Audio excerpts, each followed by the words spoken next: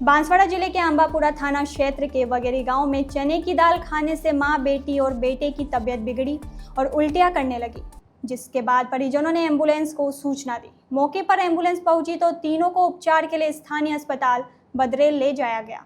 वहां प्राथमिक उपचार करने के गत देर रात एमजी अस्पताल में रेफर कर दिया।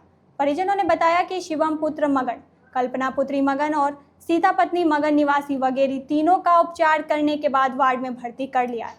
परिजनों ने बताया कि सीता ने शाम को दाल बनाई थी। उसके पिता वाहन चालक मगन के आने के बाद देर रात सबने खाना खाया। थोड़ी ही देर बाद सीता, कल्पना और शिवम उल्टियां करने लगे। फिलहाल सभी का एमजी अस्पताल में उपचार चल रहा है। शिवम एना पप्पा नाम मगन मगन ने પેલી સોરીનું નામ હે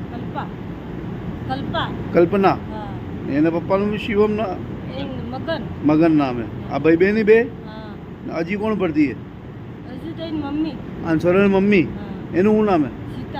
सीता એના આદમી આંસોરન પપ્પા કાં अभी वहाँ है એને ઈ નહીં ખાધી દાળ नहीं खाती હે? नहीं खाती भी गाड़ी लेने गया था तो बस आया था એની દાળ ખાધી હતી सड़ा ने સણાની। તો હું થયું પછી ઉલટી થઈ उल्टी थी પછી કાં લઈ ગયા હતા? बदरेल लेके बड़े की तू वास पड़े ले બદરેલથી વાસવાડે મોકલ્યા।